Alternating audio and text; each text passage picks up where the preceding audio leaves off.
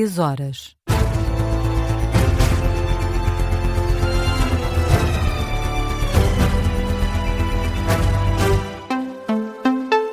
As notícias com Hugo Fortunato de Oliveira. Teherão prometeu e cumpriu. A Guarda Revolucionária Iraniana diz que as forças navais do país atacaram vários pontos onde o exército dos Estados Unidos estava posicionado. Os iranianos prometem ainda uma resposta mais contundente caso Washington volte a atacar. Esta noite, os Estados Unidos lançaram uma nova vaga de ataques contra o Irão em resposta à violação do acordo de cessar-fogo, uma alegada violação do acordo de cessar-fogo. Num comunicado emitido pelo Comando Central dos Estados Unidos, as forças norte-americanas dizem ter atacado armazéns de mísseis e drones iranianos para responder a uma agressão injustificada por parte dos iranianos. Os novos ataques surgem na sequência de um ataque a um cargueiro no Estreito de Hormuz. Estes são os primeiros ataques registados entre os dois países desde o memorando de entendimento celebrado entre Washington e Teherão. Este escalar das tensões entre estes dois Estados acontece numa altura em que o Líbano e Israel assinaram um acordo trilateral com Washington. O documento prevê retirada parcial das forças de defesa de Israel do sul do Líbano. O secretário de Estado norte-americano, Marco Rubio, classificou o acordo como o início do início. Já o primeiro-ministro israelita, Benjamin Netanyahu, afirma que a retirada de Israel centra-se em apenas duas áreas essas fora da chamada linha amarela. No entanto, as IDF vão continuar a operar nas restantes áreas no sul do Líbano. Netanyahu vê também este entendimento como um golpe para o Irão, isto porque, segundo o primeiro-ministro de Israel, os israelitas permanecem na zona de segurança enquanto o Hezbollah não se desarmar. Já chegaram à Venezuela as equipas de resgate de El Salvador, México, República Dominicana, Suíça, Equador, Espanha, Chile, Colômbia e Estados Unidos. A informação foi confirmada pela presidente interina da Venezuela, Delcy Rodrigues, que adiantou ainda que a caminho estão equipas de resgate da Alemanha, Países Baixos e Itália. A caminho está também essa equipa de resgate de Portugal. Hoje partiram 2 aviões a caminho da Venezuela, partiram de Beja com ajuda humanitária e equipas de resgate para apoiar as operações de resgate e salvamento na Venezuela. Isto numa altura em que a terra voltou a tremer na Venezuela. Um novo sismo de magnitude 4,9 foi sentido no país. O epicentro foi a cerca de 80 quilómetros de Caracas, na região de Aragua, a uma profundidade de 35 quilómetros. A agência Reuters avança que o abalo também foi sentido na capital Caracas. O novo sismo acontece depois desses 2 grandes sismos de magnitudes superiores a 7 que abalaram o país na quarta-feira à noite. Desde então foram registadas várias réplicas. Ontem o presidente da Assembleia Nacional do país falava em quase 140 réplicas desde os primeiros sismos. E continua a subir o número de mortes na sequência dos sismos de quarta à noite na Venezuela. Estão já confirmadas 920 vítimas mortais, ainda a registrar mais de 3.300 feridos. Já os desaparecidos são mais de 50 mil. Entre as vítimas mortais, a lamentar 28 portugueses e luso-descendentes. O secretário-geral do PS exige uma resposta mais forte dos mecanismos de proteção civil europeus e portugueses face à catástrofe na Venezuela.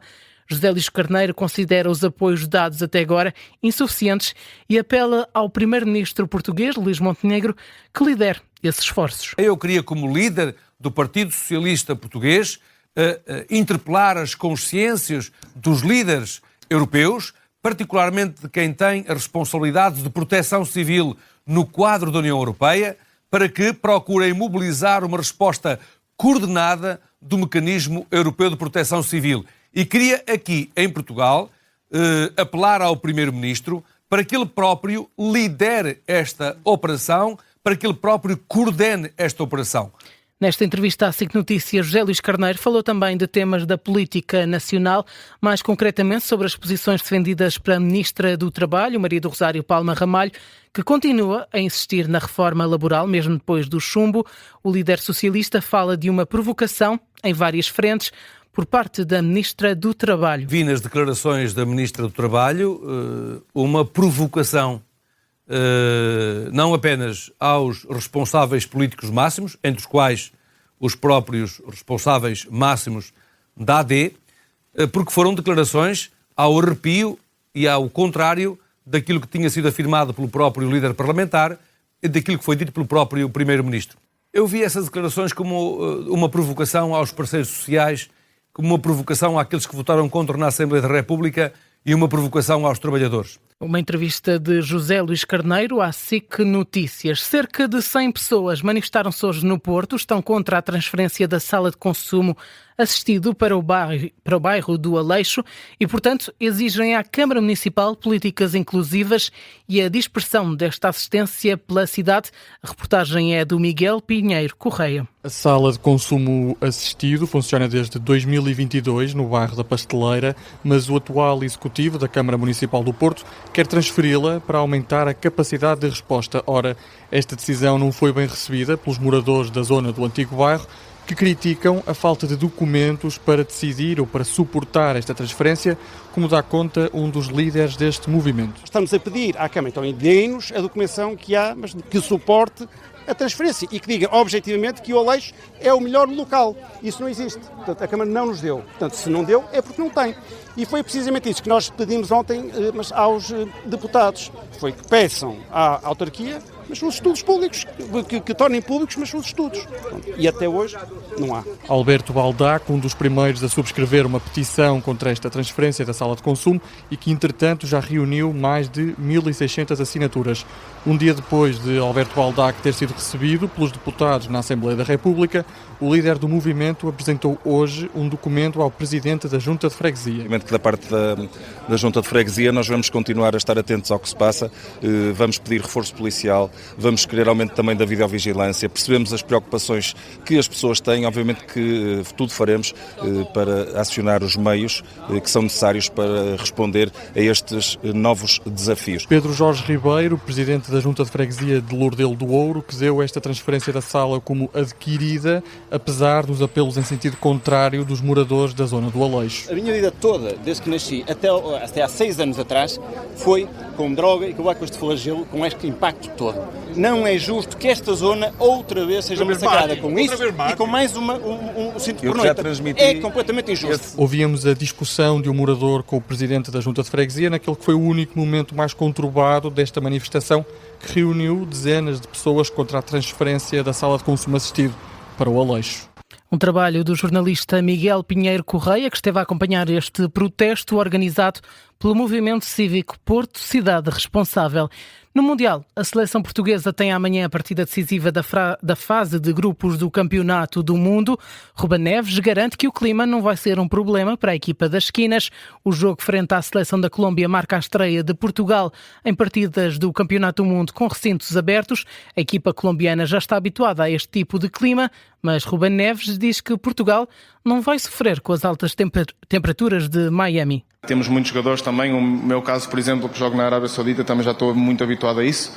Portanto, eu acho que não vai haver essa vantagem da parte da Colômbia. Nós trabalhamos imenso para conseguirmos igualar essa vantagem. Sabemos que temos as nossas qualidades e vamos lutar para ganhar o jogo e esperar que isso não afete nem a nós, nem a Colômbia, porque queremos um grande jogo de futebol. O clima não será um problema, diz Ruben Neves. Francisco Trincão também falou aos jornalistas, numa altura em que muitas equipas já olham para a próxima fase da prova. O médio leonino pede cabeça e lembra que ainda há um jogo para vencer. A principal ideia, víamos para aqui com isso, era jogar 3 jogos. Sabíamos que o Mundial iam ser os 3 primeiros jogos e a partir daí depois fazia-se contas, mas acho que o foco vai muito por aí, porque não podemos estar a olhar para a frente. Sabemos da importância do jogo da manhã e o nosso foco está nestes 3 jogos e não pensar no que vem à frente. Já Diogo Costa afirma que ainda não sabe de que forma é que a equipa colombiana vai abordar esta partida, mas assegura que Portugal vai conseguir adaptar-se às dificuldades do jogo. Sim, talvez não será uma seleção que irá jogar então um bloco baixo, talvez... Ou vai. Eu acho que, tal como nós temos respeito por eles também têm o nosso respeito e devemos estar à altura para o que for necessário, adaptar-nos mais rapidamente para levar o que é o mais importante, que é a vitória. A garantia de Diogo Costa. E agora vamos a uma notícia de última hora, isto porque João Lourenço tem estado a acompanhar este Mundial. Hoje, Cabo Verde carimbou a passagem à próxima fase. História para os Tubarões Azuis. Cabo Verde está pela primeira vez nos 16 avos de final do Campeonato do Mundo no Bay Cabo Verde. É uma grande festa para os comandados de Boavista, equipa que empatou a 0 frente à Arábia Saudita, mas beneficiou dessa derrota da seleção do Uruguai frente à seleção da Espanha por 1-0. Contas feitas, que a seleção de Cabo Verde, que termina este grupo H no segundo lugar com 3 pontos, 3 empates, 1 ponto cada um, prefazem esses 3 pontos, atrás da Espanha com 7, mas acima de tudo à frente do Uruguai, que cai, não fica nos melhores terceiros lugares da prova, apenas soma 2 pontos, vem para casa mais cedo, grande desilusão, mas acima de tudo, grande festa de Cabo Verde. Cabo Verde está em festa, certamente haverá tolerância de ponto amanhã, neste caso amanhã é sábado, não haverá essa tolerância de ponto, mas uma grande festa nos próximos dias, pelo menos até enfrentarem, e vamos dar esse spoiler na crónica, um autêntico gigante. Cabo Verde vai jogar com a Argentina nos 16 avos de final. Por agora fazem a festa, carimbaram a passagem à próxima fase. Ponto final neste noticiário.